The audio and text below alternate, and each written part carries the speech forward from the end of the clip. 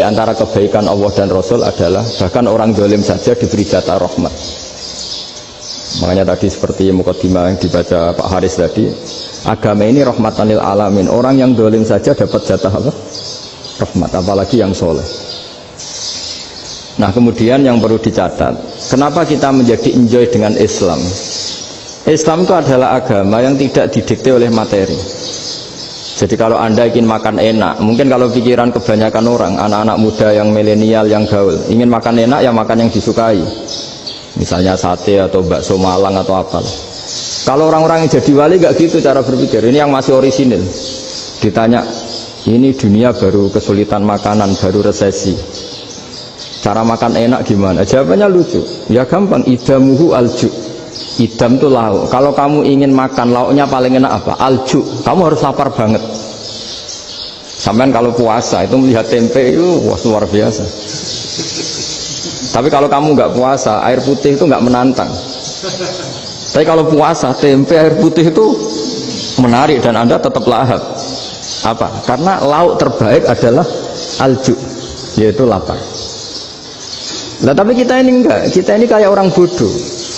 Kayak orang bodoh tadi, profesornya makan nyaman ya kalau sesuai selera. Ya itu kan sama dengan anak-anak ABG. Anak ABG itu makan lahap ya kalau yang disukai. Lalu bedanya apa ABG sama profesor? Kalau cara berpikir masih sama kan itu. Kiainya juga gitu. Kiai makan enak kalau yang disukai, kalau enggak. Itu bedanya apa kiai sama orang awam? Orang awam juga gitu, makan lahap ya kalau yang disukai. Nah ternyata perilaku kita ini yang pintar sama yang bodoh sama maksudnya.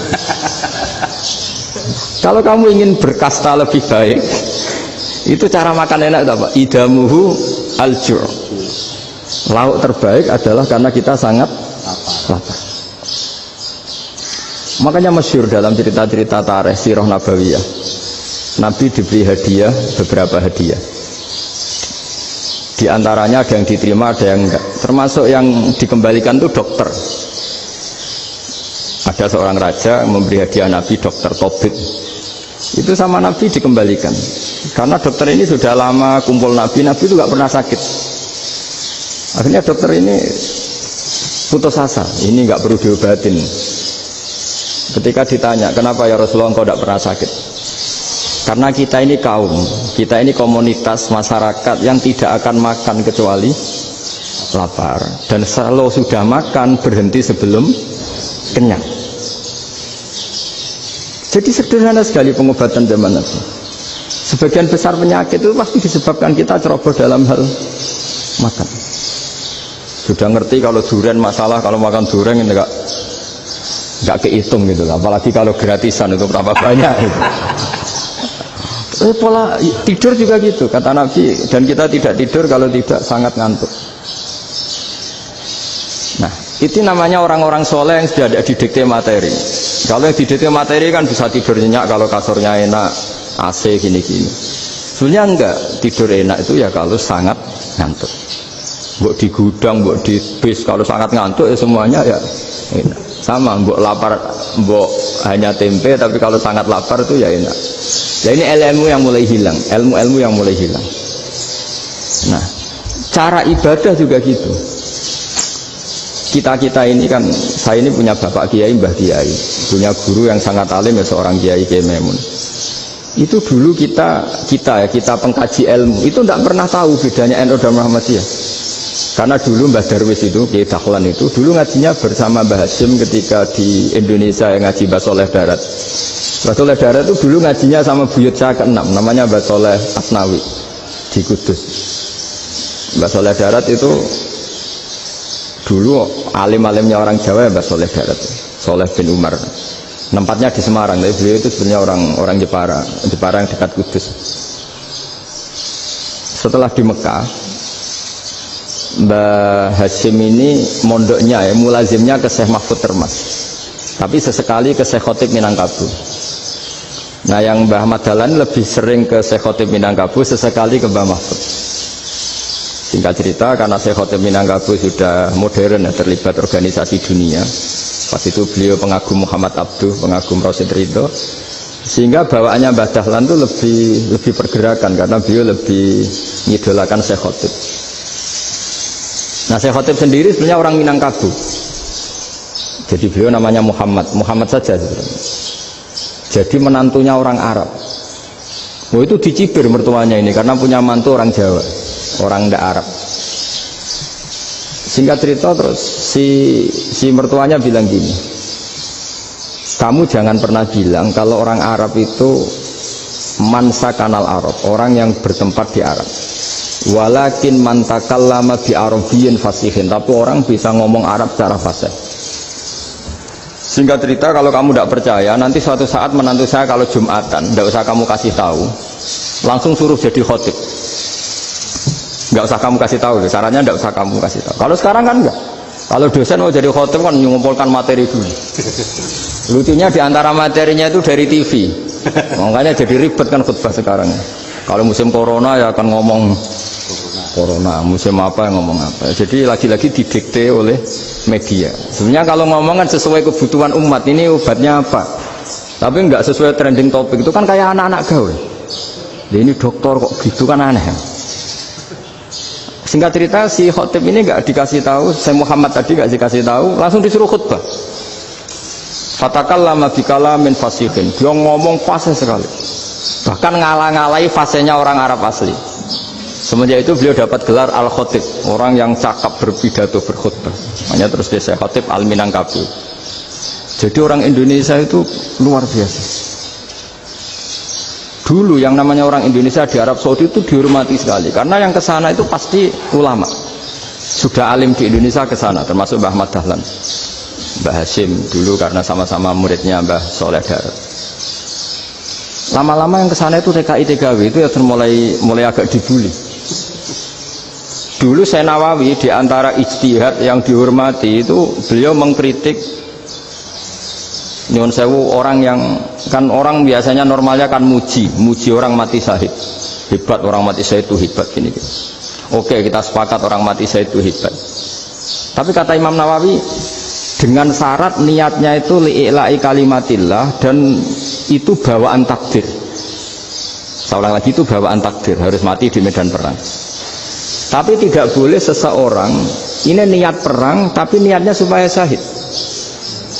Karena kalau begitu berarti dia berniat supaya menjadi maktulal kafir, orang yang dibunuh orang kafir. Kedua, dengan dia mati berarti pasukan Islam berkurang. Berarti dia ingin pasukan berkurang, hanya ambisinya dia ingin langsung ke surga. Misalnya pasukan orang Islam itu 10, orang kafir 10. Kalau kamu ingin syahid berarti mati 1 kan, tinggal 9 kan. Nah kalau yang seperti itu 10 kan mati semua. Gara-gara ingin syahid akhirnya perangi rapati tenanan, benang mati, benang mlebu swarga. Kata Syekh Nawawi, ya enggak. Kalau kamu perang sama orang kafir ya niat menang. Dengan niat menang ini kamu ingin li'ila'i kalimatillah. Tapi kalau kamu ingin syahid berarti kamu menuruti keinginan nafsu kamu yang cepat masuk surga. Itu orang Arab kagumnya bukan main. Karena di mana-mana orang itu dinilai dari niatnya. Paham ini ya? Tapi perang loh ya, dalam kondisi perang, bukan teroris. Perang itu artinya orang kafir yang ingin bunuh kita, itu perang namanya apa? Perang. Dulu orang cerita syahid itu hanya pokoknya syahid itu hebat, pokoknya syahid itu hebat. Syahid di medan perang itu hebat, pokoknya syahid di medan perang hebat. Tapi ketika Syekh Nawawi memberi penjelasan ilmiah, jika kamu perang ingin cepat mati, ingin cepat syahid, artinya ini untuk pemenuhan diri kamu, karena kamu bayangkan langsung masuk surga. Kamu lupa bahwa dengan kamu dibunuh kekuatan Islam berkurang. Akhirnya beliau memberi penjelasan. Syahid itu bagus, itu sebagai takdir. Hanya takdir itu kita perang yang ingin menang, tapi takdirnya mati. Jangan dibalik. Oleh perang rapati tenanan, benang mati namun lebu. Itu yang pertama, termasuk ulama yang pertama memberi penjelasan itu Syekh Nawawi. Akhirnya melahirkan kekaguman yang luar biasa dengan tafsir Munirnya itu. Terus beliau itu orang yang rileks kalau menjelaskan ilmu. Ini ya juga guru-gurunya Mbah Hashim, Mbah Guru sama Mbah Hashim sama Mbah Ahmad Dahlan Syekh Nawawi itu. Jadi dulu yang alim di Arab itu ada Syekh Nawawi, ada Syekh Khotib Minangkabau, ada Syekh Bakir Jogja, ada Syekh Mahfud Termat. Itu orang Indonesia banyak sekali yang alim. Bahkan diantaranya yang dikagumi Al-Azhar itu juga orang Indonesia, nama Syekh Abdul Manan itu, mbahnya Syekh Mahfud Termas. Itu pertama ada duta besar Indonesia di Mesir, itu termasuk barokahnya Mbak Abdul Manan tadi, itu juga orang Indonesia. Jadi pemahaman ulama Indonesia itu khas, termasuk ketika memaknai apa? Syahid. Ketika memaknai apa? Syahid. Itu unik. Ketika Senawawi diuji dulu, itu yang namanya ulama diuji dulu oleh 100 ulama. Jadi dulu ya ada kompetisi. Imam Bukhari diakui jadi ahli hadis itu diuji oleh mi'atu muhaddisin, 100 orang ahli hadis, sanad dibolak-balik, matanya dibolak-balik, tapi beliau tetap bisa mengembalikan proporsi sanad itu. Senawawi pernah diuji gini. Ayul afdol al ulama awe salatin. Keren mana ulama sama raja atau sama orang-orang kaya, sama penguasa? Ya keren ulama. Terus dibully sama orang. Tapi setahu saya banyak ulama yang antri di rumahnya raja, tapi saya tidak tahu melihat raja antri di rumahnya ulama. Kan kebanyakan kan mungkin ustadz atau kiai yang antri ngajukan proposal kan enggak. Nah, kalau raja kan enggak pati itu, malah enggak usah antri, kiainya sudah nyambut sebelum datang. Jawabannya lucu Senawawi itu, dan yang tanya itu langsung diem. Ya karena ulama itu tahu fungsinya uang, sehingga cara nyari sampai seperti itu. Sementara raja-raja itu tidak tahu fungsinya ilmu, makanya tidak pernah sowan ulama. Sehingga jadi ya dianggap enteng saja. Ulama kan tahu fungsinya uang, tahu untuk pondok, tahu masjid. Sementara raja tidak tahu fungsinya ilmu. Jadi itu khas Jawa ya. Khas Jawa, khas Indonesia. Apa-apa yang menurut orang banyak dengan tanda kutip itu buruk atau baik, itu orang Jawa menafsirkan tuh gampang saja. Sehingga semenjak itu Jawa itu dipandang betul. Saya punya kitab namanya Qadhayal Haji wal Umrah. Itu terbitan Hayatul Ulya Arab Saudi, milik Wahabi. Itu diantara fatwa yang dipakai untuk solusi muskilatul haji, problem-problem haji kekinian. Itu fatwanya syekh-syekh yang dari Indonesia, termasuk Syekh Khotib Minangkabau, Syekh Nawawi Banten, Syekh Bakir Nur Jogja. Misalnya begini, dalam fatwa-fatwa yang menyulitkan kita ya, sampai sekarang jadi perdebatan. Ketika Safa dan Marwah itu dengan batas tertentu, saya ulang lagi dengan batas tertentu, mau tidak mau atas nama kebutuhan, itu kan butuh perluasan. Karena kalau naik turun itu mudah disepakati ulama. Jadi misalnya gini ya, saya punya tanah seluas ini, pasti orang akan mengatakan sampai bawah ya tanah saya, sampai atas tanah saya. Itu mujma' alaih, itu disepakati. Sehingga Nabi ngendikan al-Ka'bah min tuhumil ardi ilas sama Ka'batun. Ka'bah sampai ujung bumi, sampai ke aras semuanya Ka'bah. Sehingga tidak ada perdebatan ulama ketika Masjid Haram ditingkat, kemudian yang di atas sholat, tetap dia menghadap Ka'bah. Tidak harus diluk melihat di bawah, enggak. Karena Ka'bah sampai langit. Sama, tanah Anda kamu tingkat sampai 10, enggak ada tetangga protes. Karena bawah sampai atas tanah Anda. Tapi kalau diperluas, tanah Anda kamu luaskan setengah meter saja atau 3 cm saja, iso geger mbek tonggo. Karena di mana-mana batas itu ya tadi, kalau atas bawah miliknya, kalau samping enggak. Pertanyaannya, perluasan Mina itu ke samping, perluasannya Matof yang Mas'ah itu juga ke samping. Geger kan ulama dunia. Bagaimana hukumnya Mina Jadid, Mina yang diperbarui atau Mina yang diperluas? Itu diantara rujukan baik yang membolehkan maupun yang menentang. Itu ya syekh-syekh Indonesia. Itu orisinal tuh. Saya punya kitab orisinal terbitan Hayatul Ulya, kira-kira ya kemenaknya Arab Saudi kalau di Indonesia itu. Itu yang dirujuk dawuh Syekh Nawawi, dawuh Syekh Khotib Minangkabau. Karena apa? Ada logika khas Jawa. Misalnya begini. Meskipun saya tidak perlu fatwa Mina Jadid sah apa enggak, memang jadi perkhilafan ulama. Misalnya kampung ini dinamai Mina. Pertanyaannya gini, tanah yang di samping ini bisa milik Anda apa enggak? Ya bisa, Gus, kalau dibeli atau dihibahkan. Berarti tanah di samping Anda menjadi milik Anda karena ada proses pengambil alian lewat beli maupun hibah. Nah masalahnya ini negara itu berhak menganeksasi atau memasukkan ini sebagai Mina. Itu ulama Jawa kalau ditanya, alasannya apa? Fa innal muttasila bis hukmu dzalika syai'. Karena yang gantet, yang mutasil itu bisa dihukumi seperti sesuatu itu. Jadi kalau ini mina, ya yang gantet mina ini ya bisa dikatakan mina. Beda dengan membuat mina malang mina, wah itu tidak bisa, tidak mutasil kan? Itu enteng sekali ulama Jawa. Satu ya tentu karena kebutuhan, tapi asal masih al-muttasilu bihi, yang masih tanah yang masih mutasil. Nah, ketika perluasan mas'ah antara sofa dan marwah kan misalnya ini batas luasnya sofa, ini batas luasnya marwah. Lalu atas nama kebutuhan, sofa marwah itu sampai sini. Sampai agak meluas ke sini. Itu geger Arab Saudi. Wah, ini gimana? Padahal tawaf itu harus antara gunung Sofa dan gunung Marwah, sa'i itu ya. Tapi kalau istilah Quran memang tawaf sama-sama. Makanya apa? Inna Sofa al-Marwata min sya'airillah faman hajjal baita wa i'tamara fala junaha alaihi ayyat tawafa. Nah, jadi kalau istilah sa'i di Quran itu masih tawaf. Karena harus ada, kalau bisa lah, bukan harus. Kalau bisa memang harus ada unsur muternya. Kita kalau sa'i kan dari sini Sofa sampai sini Marwah, terus kan agak muter ke sini. Nah, kan agak membentuk lingkar, nah, makanya Quran tetap mengistilahkan apa? Tawaf.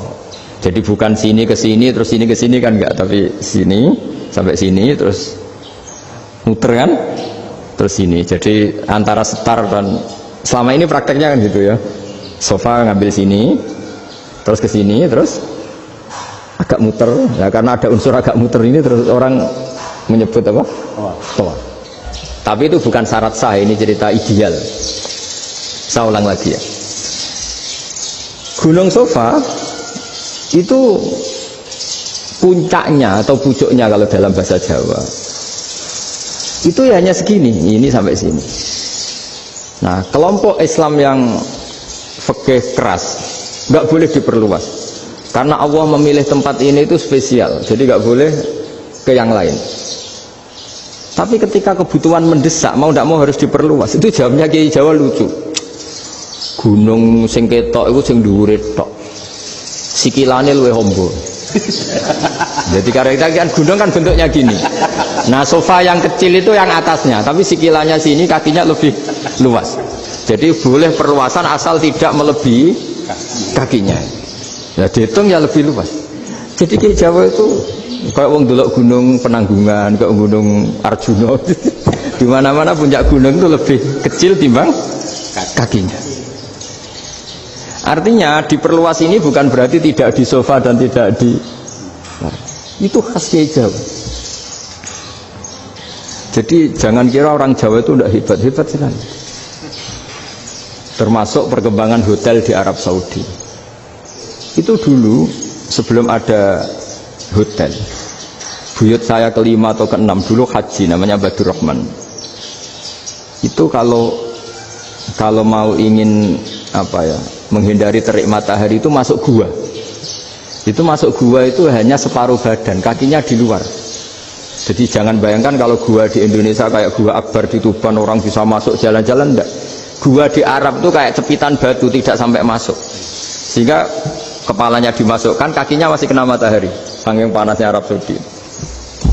Sehingga dalam bayangan hijrah ketika Nabi bersembunyi di gua apa? Sur. Itu kata Abu Bakar, kalau orang kafir melihat kakinya pasti melihat kita karena nggak bisa masuk penuh. Jadi orang itu mau dempes tok.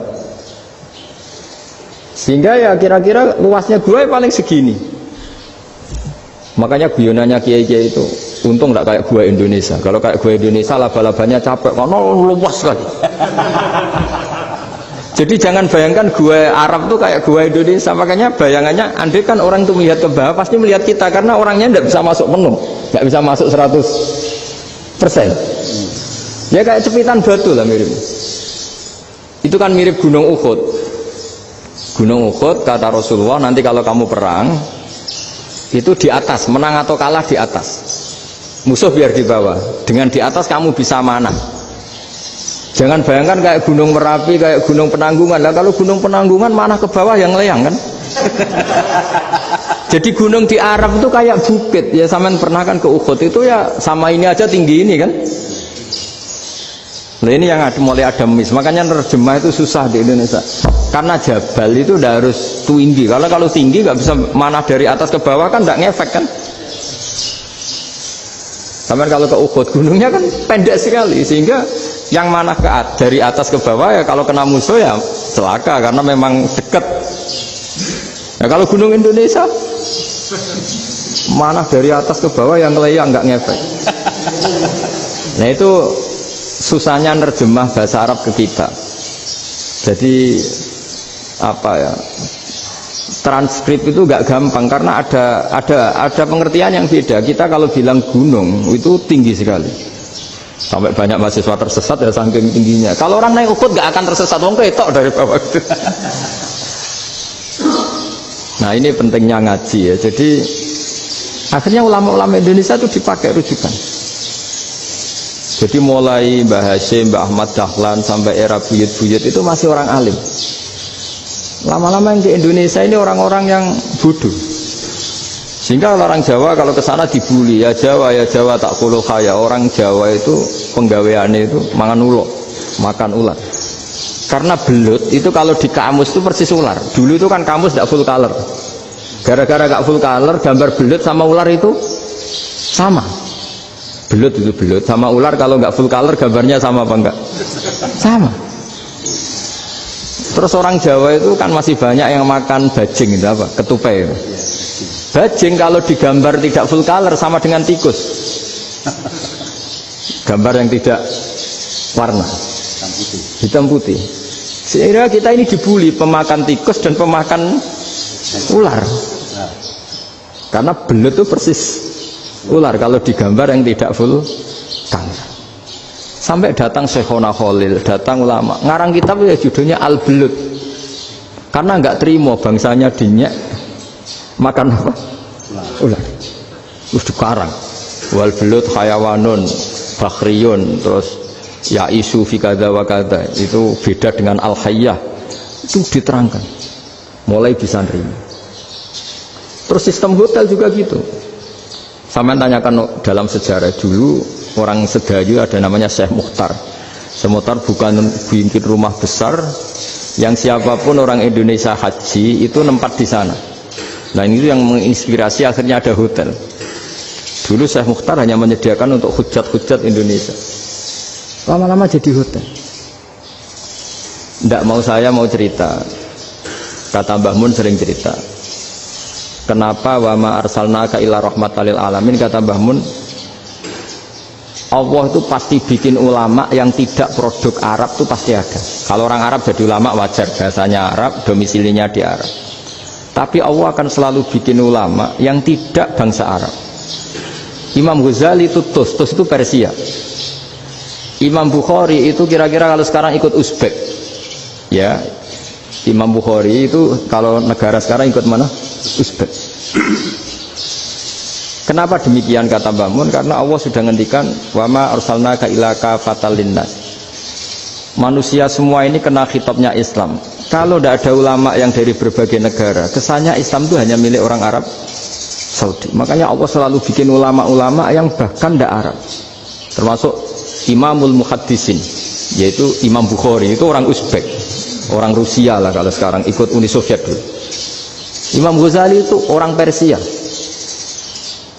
Syekh Nawawi itu orang Banten. Karena Allah ingin memaklumatkan bahwa Islam ini untuk semua, sehingga orang yang tidak Arab pun bisa belajar Islam. Yang alimnya itu nggak kalah sama orang apa? Arab. Makanya ini PR ya. Kalau Gus Dah Ploso nanti ngendikan suatu saat orang belajar Islam itu bahkan orang Arab pun bisa belajar ke Indonesia. Kalau orang Indonesia bisa alim betul kayak dulu. Sekarang banyak liga antar ulama. Itu orang Indonesia pasti masuk. Ulama-ulama top dunia itu pasti orang Indonesia banyak yang masuk. Karena tadi ketika orang Indonesia baca kitab, itu orang Arab itu kagum, kok bisa ada bahasanya baca secara benar. Bukan sekedar bisa baca secara benar. Karena memang dilatih sedemikian rupa di pondok-pondok. Makanya kita semua lah yang alim di Indonesia itu kemana-mana ya pasti alim. Dulu putra Mbah Mun namanya Gus Zofur itu tahun pertama ya sudah the best di tahun pertama. Kalau tahun pertama the best-nya ilmunya bawaan dari sarang, dari keluarganya. Gus Naji mondok di Sayyid Muhammad tahun pertama sudah dipuji sebagai yang teralim karena ya sanggup. Kalau dipujinya tahun ketiga, tahun keempat kan mungkin dapat dari sana. Ini tahun pertama. Saya ulang lagi tahun pertama.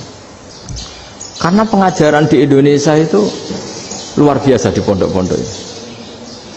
Makanya kalau dalam anekdot pondok itu cerita-cerita lucu itu, ada orang Jakarta ngaji, setelah di kelas itu pelengahan terus, melihat jendela, lihat pintu terus, lama-lama gurunya marah.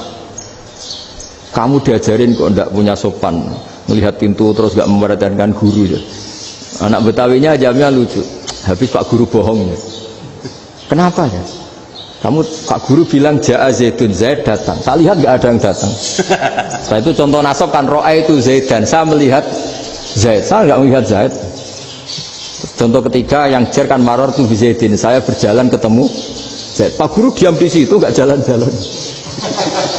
Jadi saking detailnya Indonesia dia diajari. Kalau rofa Ja'a Zaidun, kalau nasab ro'a itu Zaidan, kalau jar maror tuh Zaidin. Nah si murid Betawi ini karena pertama sekolah ngiranya gurunya itu cerita Zaid datang, makanya dia ngelihat pintu terus, mana katanya datang kok enggak datang-datang ya. Nah dengan latihan seperti itu kemungkinan orang Indonesia salah itu kecil karena memang dilatih betul. Saya ulang lagi karena memang dilatih betul. Sehingga ketika orang Indonesia ini yang cerita seorang wartawan, ini kisah nyata. Kalau ini tidak anekdot, kisah nyata.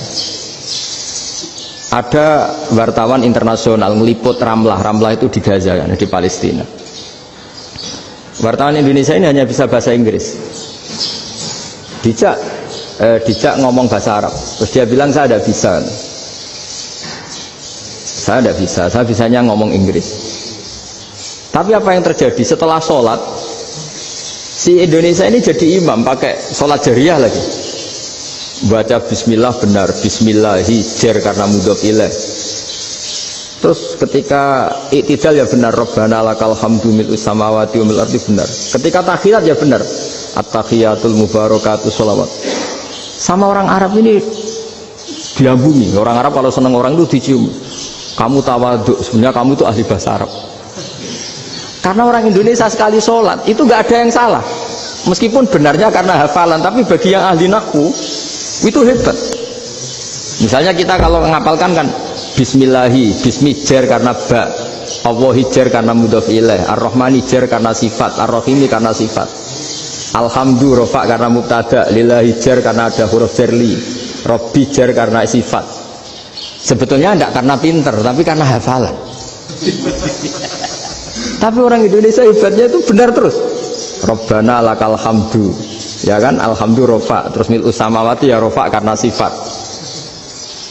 Sehingga terus orang Indonesia kalau sholat di Timur Tengah itu dipuji karena makhrajnya ya benar, rofa nasabnya juga benar. Nah itu di negara lain tidak ada nggak Indonesia.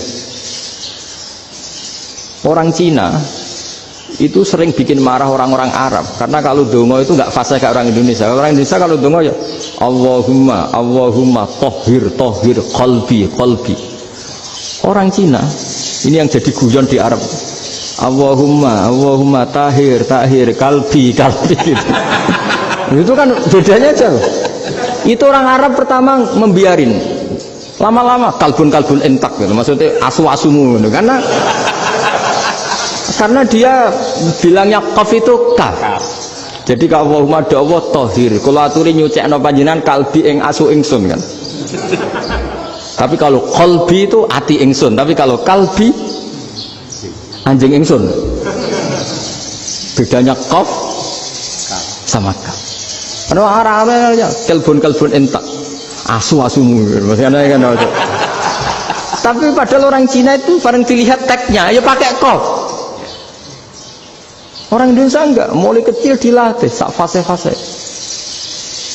Sampai ya sulit betul latihan Fatihah itu. Kalau di Kudus malah sampai 3 bulan Fatihah. sampai at-tahiyyatu, kurang lagi, kurang bersih. At-tahiyyat sampai gitu. Sampai ada cerita itu orang dipanggil maftuhin itu gak melengak, harus maftuhin. Baru melengak. Tapi barokahnya itu orang Indonesia kalau dongo memang benar-benar Allahumma tahhir qalbi. Ya Allah sucikan hati kami, bukan tahhir qalbi. Karena sekali jadi kaf itu maknanya anjing saya, ya Allah sucikan anjing. Jadi ini orang Indonesia. Jadi kata Mbah Mun, dawe Mbah Mun, illaka fatal linnas, bahwa agama ini milik semuanya. Itu diantara bukti Allah menghendaki atau mendesain Islam seperti ini, orang yang belajar di Indonesia itu pengetahuannya Islam, pengetahuannya tentang Islam itu tidak kalah sama yang belajar di Al-Azhar, sama yang belajar di Arab Saudi. Makanya ini PR-nya UMM, PR-nya IAIN, PR-nya UIN. Bisa enggak sealim mereka dalam bahasa Arab? Nah, bahasa Arabnya man anta, ana zaidun. Jangan sampai, karena kita di sana ini kadang dibully. Orang Arab itu kalau bully kita, sampai tak kasih cerita, itu ngawurnya Masya Allah. Kata dia, ada anak orang Indonesia haji, si anaknya orang Indonesia dijotos sama anaknya orang Arab, dijotos, dipukul. Singkat cerita terus si orang Indonesia nggak terima, anaknya yang orang Arab dipukul, yang balas bapaknya. Orang Arab tanya, lima ada dorobta ibni, kenapa kamu mukul anak saya? Itu orang Indonesia bahasa, wah aku biasa. Jadi hanya bilang gitu. Arya anak saya dihada ya maka tak ada. Arabnya gitu. Anak saya dipukul maka saya balas mukul. Itu orang Arab mantuk-mantuk, oh gitu. Paham? Suatu saat ada orang Indonesia itu sama orang Arab itu dilus-lus itu ya digini-giniin. Karena dia latihan bahasa Indonesia, latihan bahasa Arabnya itu masih mufrodat. Jadi kalau mengartikan yadun itu tangan, saro itu jalan. Jadi kalau jalan ya saro-saro. Roksun itu kepala, ana itu ingsun. Jadi karena dia nggak ngerti penggunaannya, itu bahasa Arabnya tuh yadun anta. Jadi bukan yaduka tapi yadun anta, berarti tangan kamu. Saro-saro itu jalan-jalan. Ala roksi ana yang atasnya sirah ingsun. Jadi mestinya yang benar kan yaduka saro ala roksi atau gitu. Tapi enggak dipotong-potong. Yadun tangan kan, anta kamu, berarti tangan kamu. Saro-saro jalan-jalan. Roksun itu sirah, anak ingsun. Jadi di atas kepala saya. Orang Arab tertawa-tawa. Tapi paham? Maksudnya seperti itu. Jadi kita ini dibully di Arab itu Masya Allah. Jadi akhirnya lahirlah ulama-ulama tadi yang saya sebut tadi. Bahkan pernah lama sekali ulama Indonesia itu jadi master di Arab Saudi, yaitu Senawi Banten. Itu kalau orang sana bilang itu Sayyidu Ulama Il-Hijaz, top-topnya ulama Mekah Madinah, padahal beliau orang Indonesia dan dimakamkan di Ma'la itu dekat makamnya Sayyidah Khadijah karena sangat dihormati. Nah, di antara sebab dihormati adalah ketika orang memahami syahid, maknanya pokoknya maktulal kafir. Syahid itu adalah orang yang kalau perang itu mati di medan perang. Itu Imam Nawawi merinci secara detail. Kalau dia perang supaya tujuannya mati syahid cepat ke surga, berarti dia nuruti hadzun nafsi, ingin cepat ke surga. Tapi dia lupa bahwa dia dengan terbunuh pasukan Islam berkurang kekuatan. Maka syarat perang yang benar adalah ya ingin menang. Di mana-mana perang ya ilahi kalimatillah, supaya kalimat Allah itu menang, jangan ingin kalah. Soal dia mati takdir, tapi jangan ingin mati. Wah, itu terus dikagumi. Ternyata memang, oh iya ya, kalau pasukan Islam 10, kafir 10, kita ingin syahid, berarti ya kalau orang ingin syahid kan terus mungkin perangnya ada hati-hati, main ngawur saja terus kalah mati. Sudah apa kalong satu kan, terkurangi satu kan. Nah kalau semuanya 10 punya niat gitu, nah itu Senawawi. Senawawi itu orang yang begitu gampang nerangkan Quran. Bahkan ketika orang Arab kesulitan ngartikan famathaluhu kamathalil kalbi intahmil alaihi yalhas atau tatrubuna yalhas. Orang tomak itu ibarat kayak anjing. Anjing itu kamu kasih makan ya tetap melet, menjulur-julurkan lidahnya, kamu ndak ya ndak. Imam Nawawi ditanya, ma wajhu sibbi, lalu wajah tasbihnya di mana? Beliau menjawab fitoma. Jadi anjing punya dua sifat yang berlawanan. Di bab ilmu dipuji, nggak ada hewan yang mudah menerima ilmu kayak apa? Anjing. Sehingga Quran mengistilahkan wa ma 'allamtum minal jawarihi mukallifin. Hewan yang mudah diajari itu oleh Quran dibahasakan sudah menganjing. Karena anjing adalah hewan yang paling mudah apa? Diajarin. Itu diakui oleh Quran wa ma 'allamtum minal jawarihi mukallifin. Tapi dia punya sifat yang sangat buruk sekali, yaitu nggak pernah puas. Makanya ketika Bal'am bin Ba'ura, ada tokoh yang kedonyan ya, itu kalau diistilahkan Quran walakinnahu akhlada ilal ardi wattaba'a hawa famathaluhu kamathalil kalbi in tahmil 'aliyal has aw tatrukhu yalhas. Jadi anjing punya dua sifat yang berlawanan. Di bab ilmu dipuji karena paling mudah diajarin. Itu saya pernah ke Malaysia, diceritain sama polisi Malaysia. Anjing itu saking cerdasnya itu bisa deteksi CD palsu sama CD bajakan, asli sama bajakan. Itu kan gak kebayang. Kalau narkoba mungkin masih ada bau khusus ya, atau mesiu atau bom masih ada bau khusus. Ini enggak. Anjing itu dilatih ngecek CD yang asli sama yang palsu. Oh itu kebablas itu pinternya itu. Itu harganya itu 1 miliar lebih, paling mahal. Jadi mungkin bisa deteksi ini dosen betul apa abal-abal itu bisa. Itu kiai betul apa kiai pesanan itu mungkin bisa. Itu saya punya kitab namanya Al-Hayawanul Kubro. Itu cerita prestasi-prestasi hewan. Itu yang berkuras-kuras sampai berjilid-jilid. Itu ya cerita anjing. Gak ada hewan sebaik anjing. Di bab itu ya, di bab sampai ya tadi. Ada anjing yang sangat loyal sama majikannya. Loyalnya Masya Allah, sopannya Masya Allah. Anjing itu mbok lama berbakti sama sampean, nggak mau tidur di ruang tidurnya sampean, dia tetap tidur di luar. Corong Jawa nggak ngelama. Suatu saat si raja ini minum, wisata minum. Pas mau minum diterjang sama anjingnya sampai tumpah. Kecewanya raja ini itu karena selama ini anjingnya sopan sekali. Sekedar ganggu di ruangannya nggak pernah, malah ini mau minum minuman yang disukai diterjang anjingnya tumpah. Marah kan anjingnya di mana? Ternyata apa? Minuman itu anjing ini tahu kalau minuman itu beracun, diracuni oleh musuhnya. Itu saking hebatnya anjing sampai ketika ngawal rajanya itu tidak sekedar ada penjahat atau maling, bahkan trik-trik kayak minumannya diracun oleh orang lain itu anjingnya tahu. Jika pas mau diminum diterjang sampai terus supaya nggak keminum. Makanya Quran istilahkan anjing itu apa? Wa ma 'allamtum minal jawarihi mukallifin. Hewan piaraan yang kamu ajarin nanti sampai sepinter anjing. Makanya Ashabul Kahfi itu ketika ngajak anjing tadi, beliau tidur, anjing itu tidurnya bil wasit. Wakal buhum basitun dzira'aihi bil wasit. Jadi dia tidur dalam posisi siaga. Loh coba, anjing itu nggak pernah sekolah. Karena dia posisi menjaga, tidurnya itu kayak siaga gini. Bukan ngorok semadep ke atas terlentang, itu enggak. Andai kan dia tidur terlentang itu kan yang mau mengganggu kan, wah sunai turu, itu enggak. Dia tidur posisi siaga, makanya disebut lawit tolak ta'alaihim lawalaita minhum firaron. Kalau kamu melihat anjing itu pasti lari karena dia posisi siap merekam. Jadi tidur tapi posisi siap merekam. Jadi matanya tetap terbelalak kayak siaga. Padahal itu nggak diperintah, ya dia memang punya nalar untuk itu. Ini disebut wa ma 'allamtum minal jawarihi mukallibin. Dan dalam teori modern juga gitu. Tapi dalam hukum Islam yang dianut mazhab Syafi'i itu anjing tetap najis. Ya sudah najis ya najis, tapi ada mazhab lain yang mengatakan tidak najis. Tapi tidak usah ngurmat anjing, geger nanti kalau rektor kampus punya anjing. Tapi ilmu itu bagus untuk kelangenan kadang. Andai kan tidak ada mazhab Malik, maka kita kesulitan menceritakan Ashabul Kahfi yang hewan piaraannya itu anjing.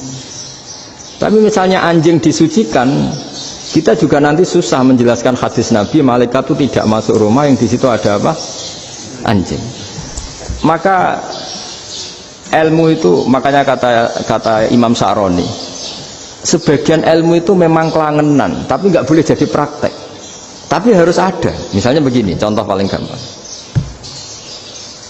Api dalam mazhab Syafi'i kan alat pensuci hanya dua, air dan tanah. Ya saya ulang lagi, air dan tanah, yaitu tanah untuk mensucikan najis anjing. Imam Abu Hanifah menambahkan api. Mazhab Syafi'i itu agak kesulitan ketika ada batu bata dibikin dari tanah-tanah yang bercampur kotoran. Mazhab Syafi'i akan kesulitan karena di situ ada najis yang jadi materinya bata. Hukumnya gimana kalau nanti dipakai masjid? Tapi barokahnya ada beberapa mazhab. Abu Hanifah mengatakan dan api. Jadi apa tadi, air, tanah, api. Alasannya masuk akal. Ketika usatul mukminin, orang-orang mukmin yang ahli maksiat itu sebelum masuk surga, kalau dia dosanya banyak itu dibakar dulu supaya suci. Emas itu untuk memisahkan dengan materi lain juga harus dibakar. Berarti api termasuk alat. Artinya gini, batu bata yang materinya dari tadi najis sekalipun ini menjadi suci karena ngalami pembakaran. Tapi kata Imam Sa'roni, ilmu ini hanya sebagai ilmu.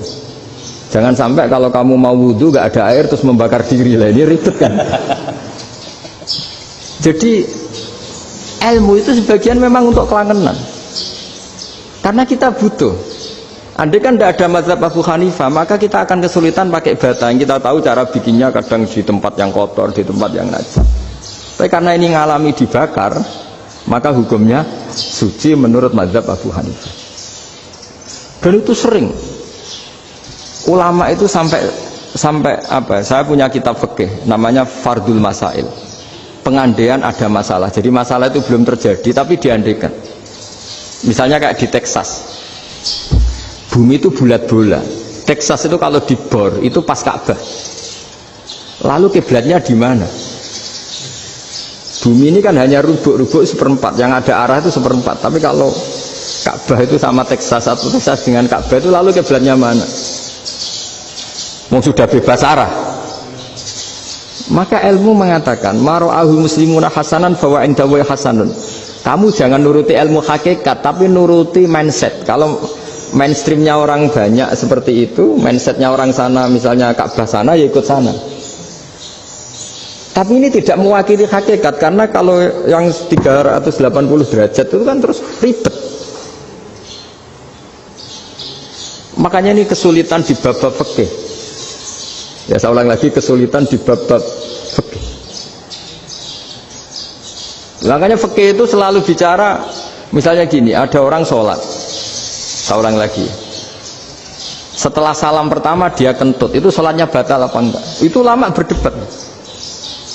Yang dikatakan rukun sholat itu salam pertama, sehingga orang kalau sudah salam pertama maka sudah keluar dari sholat. Maka kalau kentut gak apa-apa, wong yang keluar dari sholat itu salam pertama. Tapi lalu pertanyaannya, kenapa Nabi salam 2 kali, lalu yang kedua gunanya apa? Ribet kan, partai ini kalah pasti kalau ditanya gitu. Tapi kalau ditanya dibalik, sholat itu satu ibadah yang dimulai dengan takbir, yang diakhiri dengan salam. Berarti salam pertama itu pengakhir apa nunggu salam kedua? Pertama, di semua ulama bilang salam pertama. Kalau salam pertama sudah pengakhir, berarti pembatalan setelah itu nggak punya efek, nggak punya akibat. Itu kan ribet. Debat fikih itu memang ribet. Fikih itu memang senam otak, karena pertanyaannya mirip-mirip seperti itu. Nah, sampean milih mana? Milih salam pertama apa salam kedua? Pasti ulama milih salam pertama. Jadi anehnya fikih itu di situ. Misalnya orang mati, takbir itu berapa kali? 4 kali. Andai kan takbir 5 kali itu batal apa enggak? Satu ulama mengatakan 5 kali itu batal, karena rukunnya sholat jenazah itu takbir 4 kali. Berhubung ini rukun, kalau nambahi ke 5 berarti menambahkan rukun. Kayak kamu sholat rukuk 2 kali kan batal, sujud 3 kali batal, karena menambahkan apa? Rukun. Berarti kalau takbir 5 kali batal. Tapi pertanyaannya, takbir itu adalah wiridan biasa, sehingga kalau ditambahkan nggak punya akibat batal. Jadi perdebatan ulama itu kadang ya lucu. Kayak kemarin Pak Haris pas pertama bertamu ke sini mau ngundang saya, tak ceritain. Dulu sholat jenazah itu pasti mayat di depan. Karena lazimnya sholat jenazah itu mayat di depan. Tapi mulai dulu lama sudah berpendapat, andai kan jenazahnya di belakang pun tetap sah. Fa innal janazah laisat bi imamin. Karena jenazah itu tidak imam. Kenapa harus di depan? Oh, tidak imam kok harus di depan. Itu mulai dulu. Sehingga ketika Arab Saudi pernah mengalami tragedi, ada orang yang dibungkus kayak mayit, ternyata senjata. Setelah di dekat Ka'bah dipakai. Dulu tragedi tahun berapa itu? Pokoknya pernah ada tragedi itu. Semenjak itu Arab Saudi kalau ada orang mati tetap di kamar mayit, terus ada sholat jenazah. Padahal mayitnya di belakang yang jamaah. Jadi meskipun kita tidak akan bikin ajaran baru jenazah di belakang, ya tidak keren, kasihan kan. Tetap biasanya di depan ya di depan. Tapi meskipun jenazah ini di depan, kita tetap berpendapat andai kan di belakang tetap sah, tapi nggak usah dipraktekkan. Nah, pentingnya ilmu ini begini. Saya misalnya di Rembang, boleh nggak nyolati ghaib jenazah yang di Surabaya? Boleh kan? Padahal yang kita solati di belakang. Jadi ilmu itu penting. Cocok tidak cocok, nama ilmu itu penting. Terus ada gini lagi pertanyaan di fikih. Memang saya sengaja akan ngaji fikih. Kalau ngaji intelektualitas orang Muhammadiyah juara lah.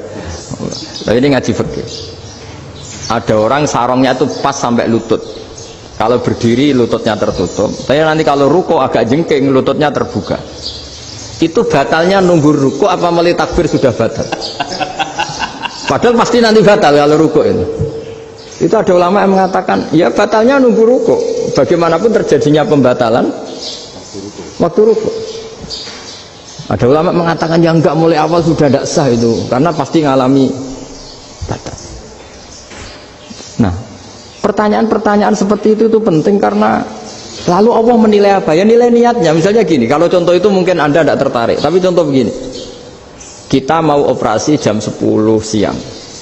Kita tahu kalau nanti 10 siang akan divonis medis harus makan karena mau berobat. Malamnya itu kalau kamu orang soleh, bayangkan kamu orang soleh. Kalau tidak orang soleh kan tidak punya komitmen. Kamu milih niat puasa, apa enggak jam 10 mesti mokak menisan raposo. Kamu orang soleh. Kalau kamu orang soleh pasti milih puasa karena ini Ramadan. Meskipun nanti jam 10 pasti disuruh batal sama dokter. Setidaknya kita berpikir gini, nak mati jam itu paling enggak ditulis saya sebagai orang yang puasa. Jadi perasaannya orang soleh itu beda. Kalau orang kok sampean barang menisan raposo kok ya mesti. Sampean tidak pernah berpikir bahwa puasa mulai fajar sampai jam 10 itu luar biasa. Bisa saja kita mati jam 7, bisa saja mati jam 6. Kan ditulis Allah sebagai orang yang berkomitmen terhadap puasa. Terus ada kemungkinan kecil, adalah jam 10 itu dokternya sakit atau nggak jadi ke sana. Berarti kamu kan nggak jadi buka. Kan ya mungkin juga. Sama yang tadi, delalah sebelum ruko ono wong sing nyarongi sampean, sehingga sholatnya normal. Kamu tidak menemukan pakaian yang pas, dibeli pas setelah ruko, mau ruko, ono wong kata, wah sholatnya kira bener disarongi. Itu agama. Jadi agama itu dimulai dari mana coba? Dimulai dari niat, dari komitmen. Nah sekarang kelirunya kenapa ada garis keras? Agama itu dimulai dari keinginan ideal. Itu yang mulai itu ada orang-orang garis keras. Agama ini enggak, agama ini dimulai dari niat. Sampai ada kaidah agama la yudraku kulluh la yudraku kulluh. Kalau tidak bisa ideal jangan ditinggalkan sama sekali. Tapi orang enggak, sekarang bayangkan Islam itu ideal. Pemimpinnya ya soleh, masyarakatnya soleh, enggak ada maksiat, enggak ada apa. Nan apa ilmu? Kalau secara ilmu mulai dulu ya ada orang dolim, ada orang soleh. Nabi kurang baiknya. Di angkatan itu ya ada orang munafik.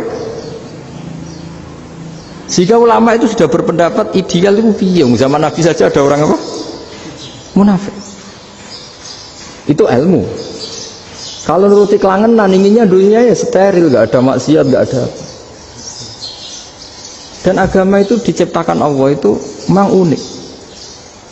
Calon Nabi misalnya, Nabi Musa itu sing rumat Fir'aun. Ketika Nabi Muhammad lahir sing ribet manitia ini Abu Lahab. Orang dosen UMF. Coba. Karena Allah ingin memaklumatkan ke kita bahwa agama ini akan hidup di kondisi apapun. Asiyah, istrinya Fir'aun, itu termasuk mukminah yang dipuji Quran. Padahal dia bukan istrinya pengurus NU atau pengurus Muhammadiyah, istrinya Fir'aun. Tapi itu pelajaran bagi kita bahwa orang-orang baik itu tidak harus di lingkungan yang baik. Masjid paling makmur itu kadang di dunia mungkin, ya jangan bakas Mekah Medina itu karuan. Mungkin di antara masjid yang makmur justru yang di Kanada, di Amerika mungkin. Karena merasa minoritas itu perpustakaannya ada, kajiannya ada. Tapi banyak masjid di daerah pesantren yang malah sepi. Karena kiainya tahu jamaah di masjid itu wajib. Lalu itu ada daerah pesantren, saya ulang lagi, ada daerah pesantren. Didikon pengajian, monggo nekani pengajian, maca selawat ning omahe ganjaran padha wae. Ribet kan? Mau dibantah itu benar, mau dibiarin rusak tatanan. Jadi saya mohon sekali ya, jadi ilmu itu diperbandingkan supaya perbedaan-perbedaan itu biasa. Dulu Imam Malik itu punya murid namanya Imam Syafi'i. Itu dalam banyak hal itu perbedaannya tajam sekali.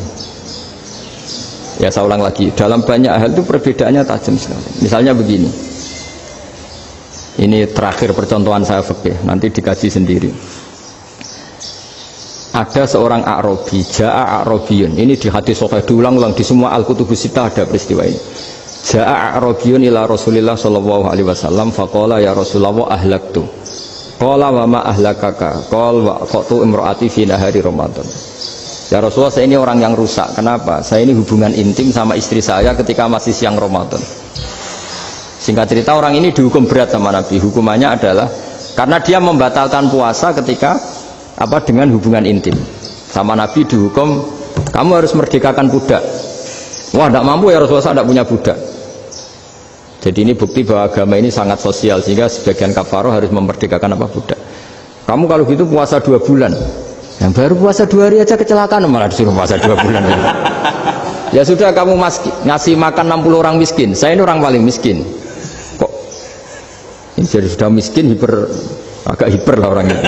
Poso-poso kok gitu. Itu kata ulama, kalau orang Jawa gak mungkin, makanannya tempe mendoan, gak mungkin itu.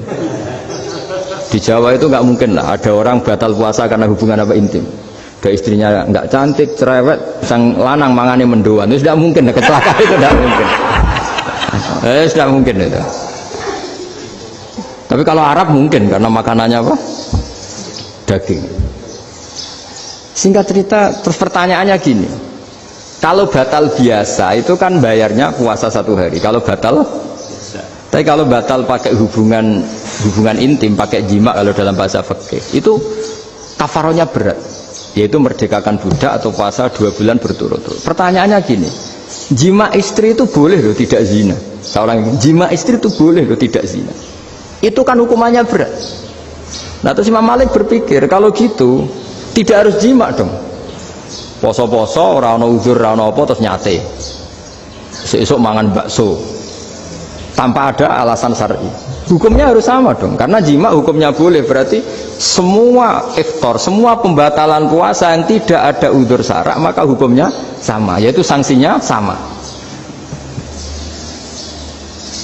Masuk akal enggak? Masuk akal dalam mazhab Imam Malik. Dalam mazhab Syafi'i enggak. Mulai dulu jima itu beda.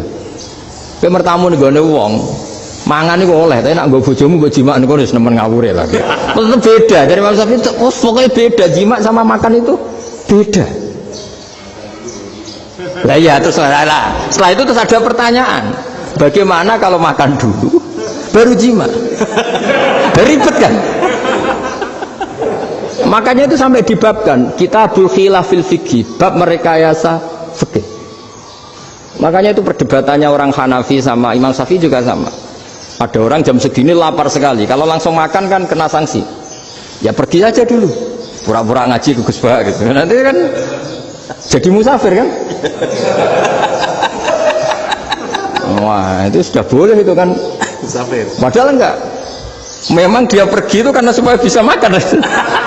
Mau enggak kepikiran ngaji, tahu-tahu ingin ngaji. Mumpung Ramadan lah. Nah makanya dibabkan, apakah boleh merekayasa fikih? Tapi fikih bisa apa coba? Dengan status kamu musafir, ya memang boleh iftar, boleh berbuka. Nah itu terjadi terus perdebatan ulama menyangkut fikih. Karena memang masalah furu'iyah. Sehingga termasuk perdebatan kita dalam perilaku. Misalnya ada orang NU kalau habis salam itu menghadap ke kiblat, karena arah terbaik itu kiblat. Tapi sebagian orang Muhammadiyah atau mungkin semuanya menghadap ke makmum. Itu memang teks hadisnya itu, kita yang meneliti hadis itu, semua syarah itu berdebat. Nabi memuji kiblat itu arah terbaik, oke. Tapi di bab itu Nabi itu aqbala alaina, menghadap ke kita. Lalu pertanyaannya, kenapa menghadap ke kita? Ada mengatakan karena Nabi memang punya tradisi kadang ngendikan. Ya tentu dulu istilahnya tidak kultum, nggak ada istilah itu dulu, 7 menit itu nggak ada. Tapi ada ulama yang analisis begini, termasuk kitab Fathul Bari. Nabi itu tokoh sentral, taruh lagi Nabi itu tokoh sentral. Ini kata kitab Fathul Bari, bukan kata saya. Nah orang-orang yang imamu kaumi, orang-orang yang jadi imam di daerah masing-masing, tetap kalau sholat itu ikut Nabi. Ikut Nabi, setelah salam langsung pulang. Jadi sebetulnya salam langsung pulang itu ada sejarahnya, karena dia mau jadi imam di daerahnya. Nah, tidak kebayang kalau Nabi itu madhep kiblat. Kalau Nabi madhep kiblat, orang yang masbuk, yang barusan datang, pasti langsung usolli, misalnya fardhu isya'i misalnya, terus makmum Nabi, padahal Nabi sholatnya sudah selesai. Jadi intinya gini, kata Fathul Bari, imam setelah salam itu harus bikin gerakan atau omongan atau apa saja yang menunjukkan kalau sholatnya selesai. Di antara gerakan itu adalah beliau harus menghadap ke hadirin atau menghadap ke utara atau apa saja yang penting menunjukkan kalau sholat ini sudah selesai. Itu fikih. Jadi fikih itu cara menganalisis itu memang unik. Karena kalau Nabi tetap seperti itu, posisi pancet seperti itu, maka orang yang baru datang mengira Nabi masih sholat. Nah, pertanyaannya kalau mereka sudah takbir, malah sholatnya tidak sah. Kenapa tidak sah? Menggantungkan sholat atau mengikatkan sholatnya dengan orang yang sudah tidak sholat. Jadi menjadikan orang yang nggak sholat sebagai imamnya, kan nggak boleh. Maka Nabi harus memaklumatkan dengan gerakan itu bahwa beliau sudah tidak sholat. Karena orang datang dari berbagai daerah. Jadi nganalisis fikih, fikhul hadis namanya. Itu ulama itu mau tidak mau debat. Karena pertanyaannya itu kenapa? Ya memang mau apa? Karena yang namanya sosial itu yahtamilu muhtamilatin, ada sekian kemungkinan.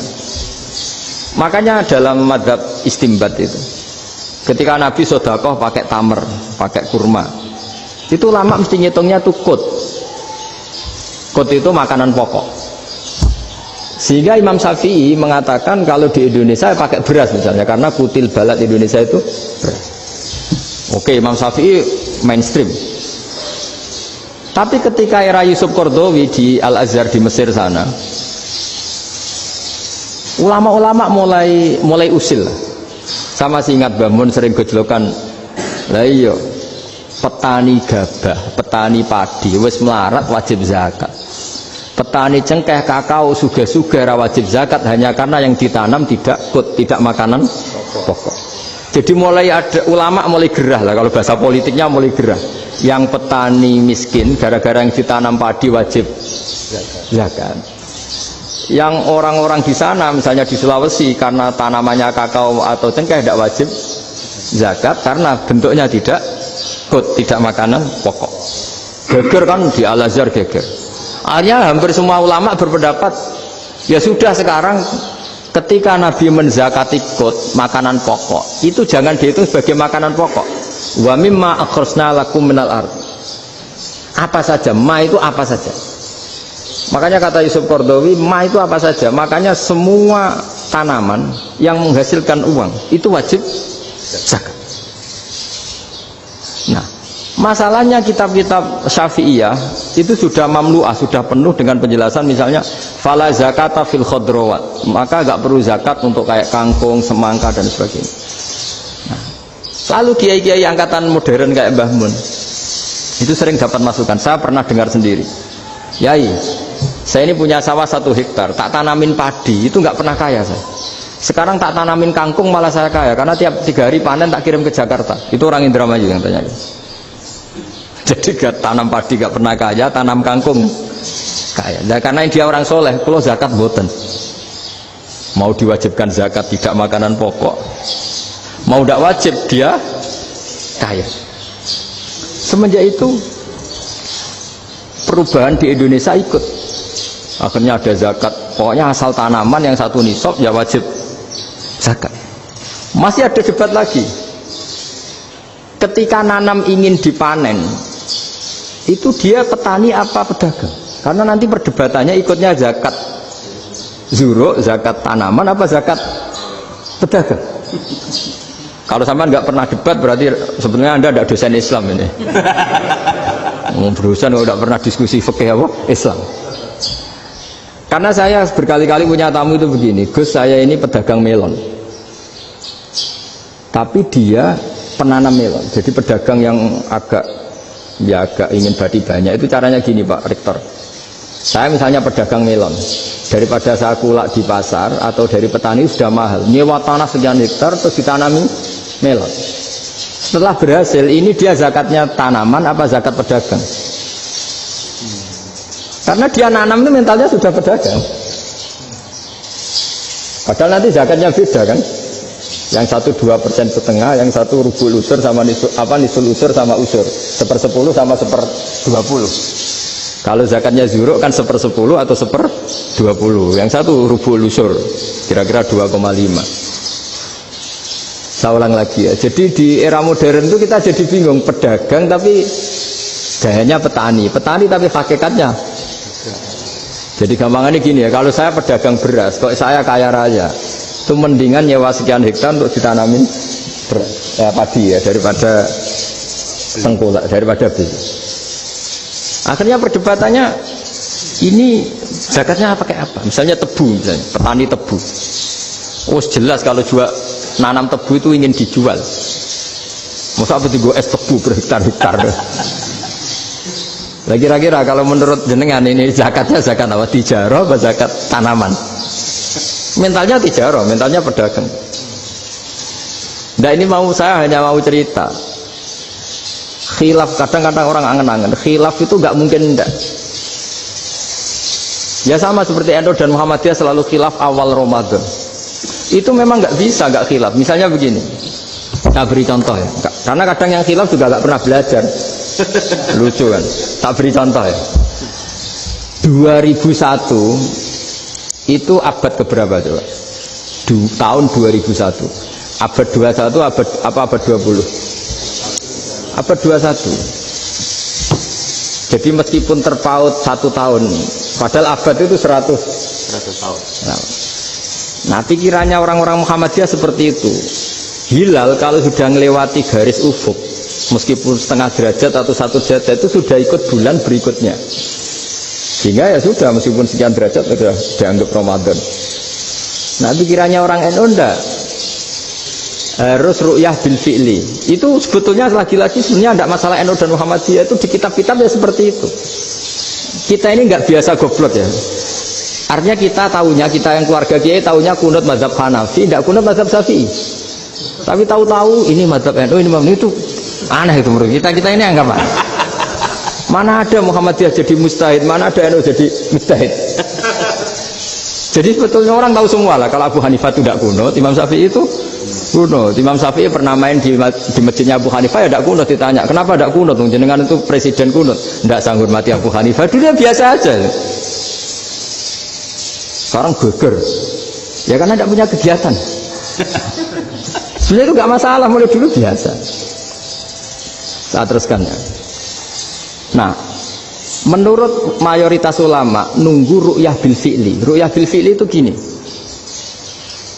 Mata telanjang bisa melihat, karena agama ini menggantungkan perintah itu sama melihat. Kalau kamu tidak melihat itu bagaimana kena hukum?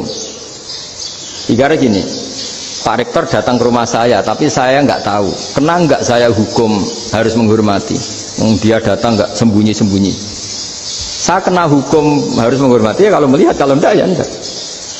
Tapi Pak Rektor tetap bilang Loh, tapi saya hakikatnya datang, ya saya datang itu. Itu kan ribet. Akhirnya ya sudah, itu nggak ada khilaf sampai mati ada khilaf, karena yang satu menggantungkan hukum itu digantungkan sama tahu. Kalau tidak tahu ya, misalnya baju saya ini hakikatnya ada najis, pas sholat saya tidak tahu, sholat saya sah apa enggak? Sah, karena hakikatnya ya memang saya tidak tahu, tapi hakikatnya ada najis apa enggak? Ada. Ya sudah, itu sama-sama masuk akal. Ada lagi khilaf yang senam otak. Fasyamu salasati ayamin fil haji wa sab'atin idza raja'tum. Singkat cerita, ada satu pelanggaran haji yang kata Allah kafarohnya itu puasa 3 hari sama 7 ketika kamu pulang, idza raja'tum, ketika kamu pulang. Dalam mazhab Syafi'i yang namanya pulang itu yang haji sudah sampai rumah. Di mana-mana pulang itu ya sampai rumah. Dalam mazhab Abu Hanifah enggak, ketika orang sudah balik kanan dari Arab Saudi, dari Mekah, ya namanya sudah pulang. Misalnya gini, ini Pak Rektor pamit saya, Pak Haris. Gus, Pak Haris mana? Ya sudah pulang kata saya, padahal sampai Pandangan sampai depan. Tapi bagi keluarganya belum pulang. Lalu idza raja'tum, ketika pulang itu bahasanya siapa? Bahasa istrinya apa bahasa yang ditamoni? Kamu ditamoni orang, terus tamunya mana? Sudah pulang. Tapi tanyakan istrinya, belum pulang. Khilaf-khilaf gini kok jadi geger itu kan goblok banget maksudnya itu. Jadi biasa, gini itu biasa. Jadi ya karena memang ini bukan masalah akidah, ini masalah furu'iyah, masalah fikih itu masalah furu'iyah. Mau tidak mau harus beda. Misalnya di sholat juga gitu. Wa ayu qu'udin qu'adal musolli sokat sholatu. Duduk dengan gaya apapun itu sholatnya sah. Jika sampean kalau haji atau umroh, orang Arab itu jenenge duduk ngenak-enak awak di kursi. Duduk sopan ya hanya orang Indonesia loh. Kalau sholat itu masih duduk ala orang tahiyat. Kalau sampean di Mekah, duduknya pakai apa coba? Kursi kan? Oh enak sholat duduk. Karena memang takbirnya di fikih dengan duduk gaya apa saja sah. Makanya sengenak awak duduk di kursi. Ribet kan? Mau tidak disahkan itu namanya duduk. Mau disahkan masa iya subhanallah kok duduk santai-santai gitu. Tapi mau apa? Ini fikih. Ya salah lagi ini fikih. Fikih itu ya sudah, ini fikih. Makanya kalau ulama berdebat, misalnya Abu Hanifah berpendapat sholat itu wajib baca Fatihah apa asal Quran. Dalam mainstreamnya ya Fatihah, karena la sholata liman lam yaqra' bi Fatihatil kitab. Tapi cara Abu Hanifah enggak. Faqra'u ma tayassara minal Quran, bacalah apa saja yang mudah bagi kamu, asal itu Quran. Sementara gak gending Jawa, gak nyanyi lah gitu. Ya sudah, mau apa coba? Jadi ya susah memang kalau fikih itu ya sudah seperti itu. Ada lagi yang masih ekstrim, misalnya yang namanya menyembelih hewan itu gimana coba? Dari hidup ke mati, apa pasti mati disembelih? Cara mazhab Imam Syafi'i yang namanya menyembelih itu penyembelian harus menjadi sebab kematian. Itu yang sah. Karena lagi penyembelian menjadi sebab kematian yang syar'i. Sehingga beliau mensyaratkan hewan yang disembelih ini masih punya hayatun mustaqirrah, punya kehidupan yang normal. Sehingga kalau nggak disembelih ya hidup. Jika kalau ada hewan ketabrak truk kejet-kejet mesti mati ini buat sembelih, itu nggak sah karena nggak usah disembelih ya wes mati kan. Karena ini hanya nunggu koordinasi Israel kan, dia kejet-kejet itu kan prosedur itu. Tapi tidak disembelih pun mati. Tapi cara mazhab Malik enggak. Pokoknya anggere jek duwe nyawa jenenge kewan urip. Dengan kamu sembelih berarti matinya mergo mbok sembelih. Meskipun nanti ya nggak usah disembelih ya mati. Coba hitung secara ilmu matematika. Kalau nggak disembelih hidupnya 5 menit. Gara-gara kamu sembelih hidupnya langsung mati. Terus dia matinya, cara di persidangan matinya disebabkan apa? Disebabkan disembelih apa kecelakaan? Loh, debat toh kamu. Sama-sama UMM aja debat.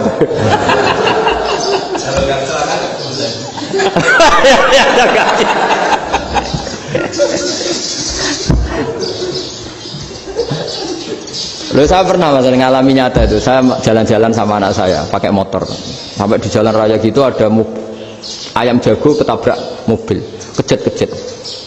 Orangnya tanya, Gus ini halal atau ora? Wis kanggo kon halal. Suatu saat dia agak terima kan, tanya, kenapa Gus? Ya nak kiai ra pantes, masuk kewan mesti mati nek tak sembelih, nak kiai pantes. Karena aku tahu kamu tuh gak kiai, mesti motifnya itu mergo jago, jajal cilik gak buta kokno. Adekan ayam itu bayi kan gak ditanyakan, kejet mati rak lah, wong cilik wae. Tapi masalahnya ini kan jago, eman ya. Tapi secara fikih pertanyaannya tadi, hewan yang sudah tidak punya hayatun mustaqirrah, dia hanya punya al-hayat al-ittiroriyah, dia punya harokah ittiroriyah, dia mati kejet memang prosedur mati harus seperti itu. Mbok kecelakaan kayak apa, kalau mati kan kejet dulu. Nah ketika kejet ini pertanyaannya ini kan hidup apa mati namanya? Enggak, namanya hidup apa mati? Pas kejet itu hidup. Cara Imam Malik itu hidup. Ya sudah, kalau hidup disembelih ya halal. Karena misalnya nanti kalau nggak disembelih matinya kan 2 menit lagi, gara-gara disembelih mati sekarang. Tetap penyebab kematian itu nyembelih. Penyembelian ini sebab kematian. Tapi kalau Imam Syafi'i enggak, cara berpikir wes nemen, paling roh besok kaget langsung mati. Kalau gitu berarti kamu nyembelih barang mati. Jadi fikih itu kadang unik. Makanya ketika ngitung fikih itu unik ya. Orang keluar mani wajib apa? Mandi kan. Terus Imam Syafi'i ditanya, kenapa kalau orang kelahiran juga harus mandi? Namanya nifas. Fa innal walada waliyun munakidun. Nah, anak yang mani yang menggumpal. Bedanya apa anak dengan mani itu? Jadi fikih itu kadang lucu, di rumah-rumah tenan juga lucu. Keluar mani wajib mandi. Berarti kalau keluar anak ya wajib mandi, karena hakikatnya anak adalah mani yang mengkristal. Terus usia orang jadi dosen macam-macam itu kan hakikatnya mani. Itu fikih. Nah terus ditanya, kenapa kalau lahir langsung mati tidak wajib disolati? Ya jawabannya Mas Syafi'i lucu. Di mana-mana sholat itu nyolati mayit. Yang namanya mayit itu pernah hidup terus mati. Kalau itu tidak mayit ya sudah. Jadi kadang, nah iya kan disebut sholat mayit. Yang namanya mayit itu apa? Pernah hidup. Nah ini kan tidak pernah hidup. Maka ya sudah seperti itu. Jadi nggak khilaf itu nggak mungkin. Nah kalau qit'atul lahmin, kalau hanya potongan daging, mungkin wah itu tidak manusia karena qit'atul lahmin. Sekarang pertanyaannya, kalau sudah berbentuk manusia, meskipun tidak pernah hidup, nah ini mulai perdebatan karena melihat tidak pernah hidup itu nggak memenuhi syarat. Tapi melihat ini sudah suratu adamiyin, bentuknya sudah. Nah kira-kira gitu perdebatan fikih. Makanya dulu awal mula zaman sahabat itu sudah debat. Masyhur kan, Nabi ada kontingen ke Bani Quraidah. Ya kalau kira-kira saya minta Pak Rektor kamu jangan, kalau ke Malang jangan sholat asar kecuali sampai Tuban. Sebelum Tuban ternyata matahari mau tenggelam. Terus Pak Rektor milih, wah sudah sholat di Bulu. Padahal belum Tuban. Padahal saya bilang jangan sholat asar kecuali di Tuban. Yang Pak Haris enggak, tetap sholat di Tuban meskipun matahari sudah tenggelam. Karena Nabi menyebut Tuban. Singkat cerita, zaman itu kan Bani Quraidah. La tusolliyanal asra illa fi Bani Quraidah. Kalian semua jangan sholat asar kecuali sampai Bani Quraidah. Ternyata di tengah perjalanan matahari sudah mau tenggelam, kira-kira kurang 2 menit atau 3 menit. Sahabat-sahabat, sudahlah kita sholat asar di sini. Kalau sampai sana pasti sudah tenggelam. Separuh sholat. Yang separuh enggak, kata Nabi harus di Bani Quraidah. Ya sudah nunggu di Bani Quraidah meskipun matahari sudah tenggelam. Sehingga kita dua kelompok ini matur, ya Rasulullah kita ngalami ini perdebatan gini-gini. Di semua riwayat di hadis-hadis sahih disebut falam yu'annif wahidan minhuma. Nabi tidak menyalahkan salah satunya atau tidak menyalahkan dua-duanya. Itu bahasa Indonesia juga ribet, yang benar gimana tuh? Enggak menyalahkan salah satunya, apa enggak menyalahkan dua-duanya? Gimana bahasa benernya? Salah satunya. Salah satunya itu dua-duanya? Ya. Enggak, kalau bahasa Indonesia tidak menyalahkan Kedua-duanya. Kedua-duanya apa salah satunya yang benar? Kedua-duanya. Kedua-duanya. Bahasa Indonesia itu ya kadang ruwet ya. Orang pinter kayak Pak Habibie itu namanya ya orang luar biasa. Nanti sekolahnya orang-orang idiot itu ya sekolahan luar biasa. Orang pinter banget bahasa Indonesianya ya luar biasa. Kalau sekolah untuk orang-orang yang idiot juga luar biasa. Jadi kalau dipuji luar biasa itu gak jelas ini luar biasa ya. Gak jelas kadang bahasa kita ini kadang ya gak jelas. Nah itu gak menyalahkan dua-duanya apa salah satunya? Keduanya, tidak menyalahkan kedua-duanya. Misalnya dibahasakan gak menyalahkan salah satunya, benar apa salah? Benar ya? Benar, katanya sudah benar semua. Jadi itu bukti bahwa ijtihad itu boleh. Seorang lagi bukti bahwa ijtihad itu boleh. Padahal ini jelas, yang satu harus sholat asar, padahal matahari sudah tenggelam. Makanya diantara fikih unik itu begini. Saya ulang lagi fikih unik. Saya menyaksikan betul ketika ada orang tanya Mbah Mun saya ini Kopassus. Kadang latihan itu sampai waktu zuhur habis. Saya harus bagaimana? Jawabnya Mbah Mun itu unik. Sementing ojo ngosor sholat. Engkau ya ojo niat jamak. Atok kodok katanya. Singkat cerita terus orang ini diskusi sama saya karena ini ya alim pernah mondok. Kenapa qasar tidak boleh? Karena qasar itu ekstrim, merubah bentuk sholat dari 4 menjadi 2. Maka alasannya harus jelas. Harus jelas itu orang yang latihan di Kopassus itu kan dia sudah berasrama di situ. Berarti dia sudah tidak musafir karena asramanya di situ, sudah mukim. Kalau dia qasar itu merubah bentuk sholat dari 4 menjadi 2. Merubah itu ekstrim.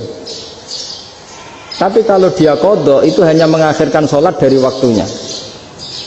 Kira-kira kalau kamu jadi malaikat ekstrim mana? Merubah sama menunda? Ekstrim merubah kan? Karena 4 menjadi 2. Terus ojo jamak takdim tapi jamak takhir.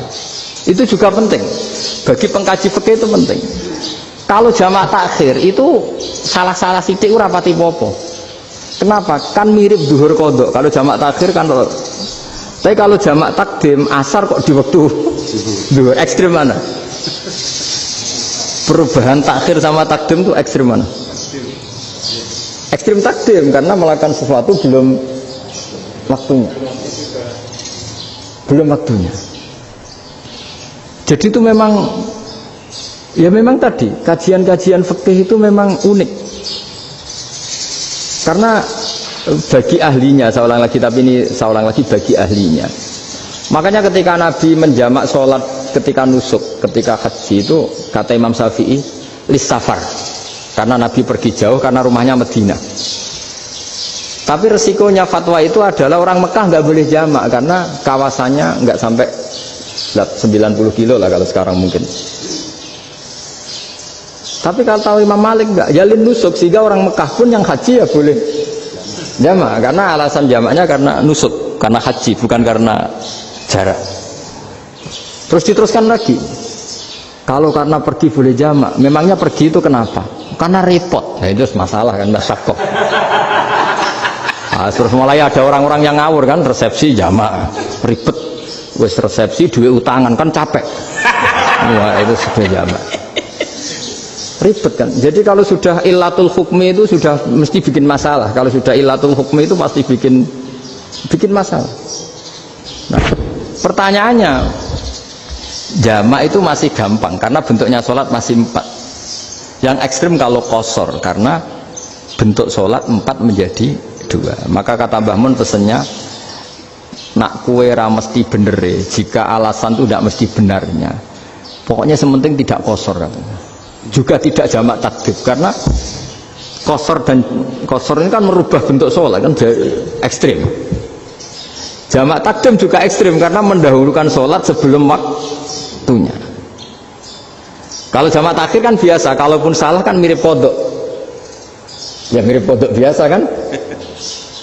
Nah ini saya cerita, jadi fikih itu bagi ahlinya itu memang punya konsekuensi yang seperti itu. Makanya pertanyaannya misalnya Bagaimana hukumnya penyembelihan lewat mesin? Ya ribet kan. Bagaimana nyembelih dari apa ini? Belakang. Saya baca di kitab-kitab nyembelih dari belakang itu ya hukumnya tetap boleh asal apa itu hulkum dan mari itu terpotong. Tapi pertanyaannya, jangan-jangan ayamnya sudah kaget dulu karena uratnya ini. Makanya perlu ditanya ahli medis, setelah uratnya tercabut ini jangan-jangan sudah berstatus mati. Kan potensi ketika dipotong dari sini, potensi sudah berstatus mati. Makanya, nah kalau misalnya menyembelih dengan dibuat gitu langsung mati gimana? Itu tetap ada doktoh, kalau dalam bahasa fikih doktoh. Dia terkaget, begitu ada doktoh karena nggak bisa bernafas terus mati. Berarti kelangsungannya bangkai. Jadi orang yang pengkaji fikih itu ya seperti itu, memang itu yang ditekuni. Tapi kita sebagai orang awam ya tadi, nak sing kecelakaan itu wedhus, tak ayam jago ngeman, tapi nak pitik cilik ikhlas.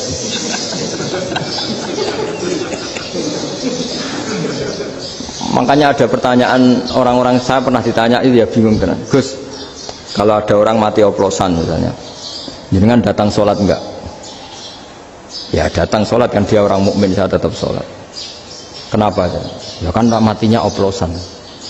Tapi andaikan tokoh yang mati, kamu sholat enggak? Ya sholat kan dia tokoh. Jadi ribet. Fikih itu ribet. Makanya Imam Nawawi nanti ngendikan gini.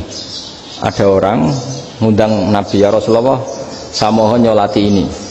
Nabi tanya, punya utang enggak? Punya. Nabi, saya enggak mau nyolati mayit yang punya utang. Terus ada sahabat datang, ya Rasulullah, utang itu tak ambil alih kami. Berarti dia sudah tidak punya utang. Terus Nabi kerso nyolati.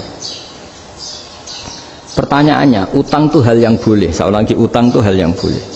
Tapi kenapa Nabi se-ekstrim itu?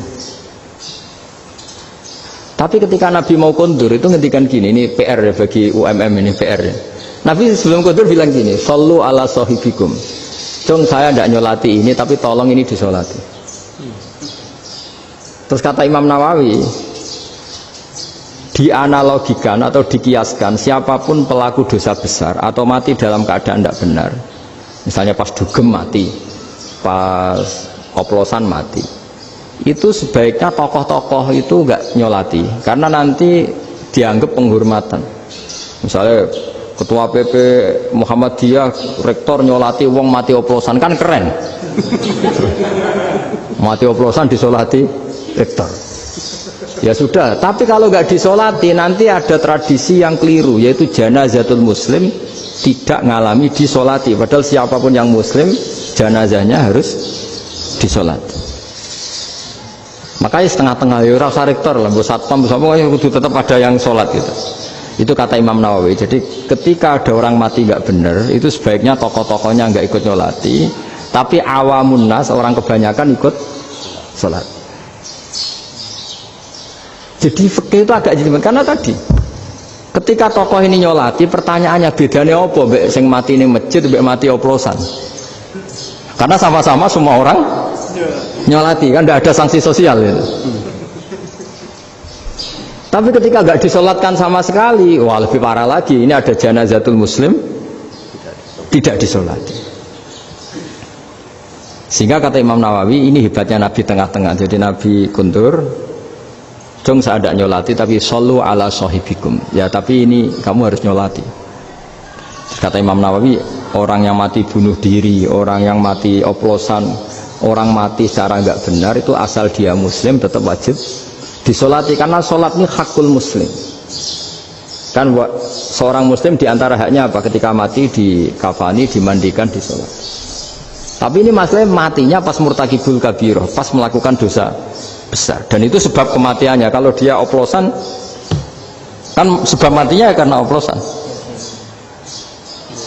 Ya kan terus ribet.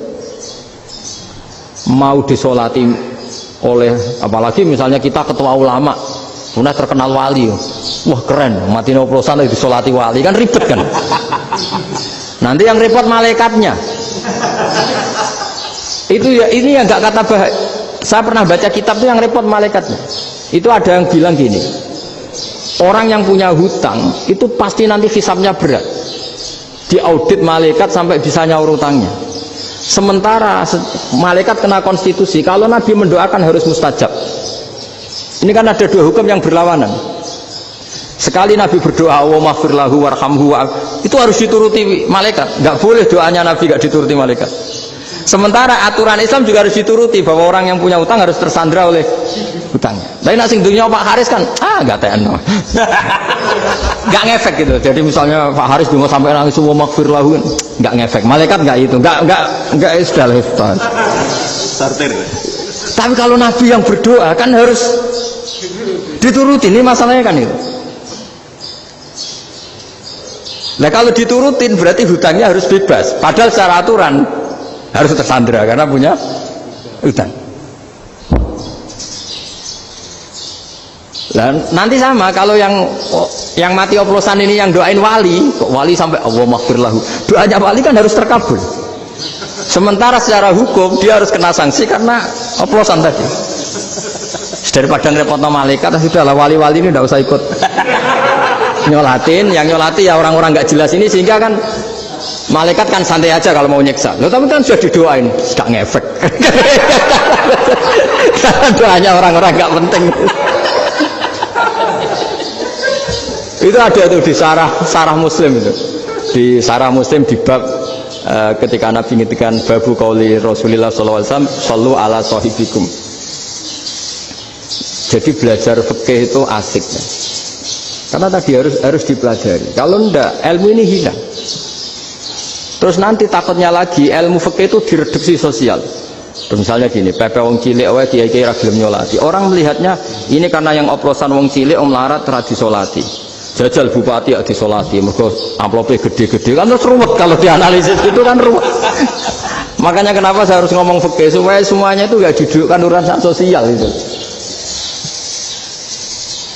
Nah kalau semuanya didudukkan sosial kan sentimennya sentimen sosial ya. Ribet. Padahal yang sering mati oplosan itu kan ngomong cilik gitu loh, karena tadi kalau wong sugih kan pakai whisky yang mahal yang insya Allah tidak mati kan gitu. Yang mati kan ya mergo Bertos macam-macam itu kan. Artinya ini kalau nggak diterangkan secara fikih, kiai-kiai yang nggak datang dikira masalah sosial kan. PP salam tempel era gede terus nggak datang kan, terus jadi ribet. Ya makanya ini lewat pengajian ini supaya sampean lebih tahu ya bahwa khazanah Islam ini kata beberapa ulama kafatal linnas, maknanya semuanya, sehingga Allah akan mentakdirkan kajian Islam akan ada di seluruh dunia.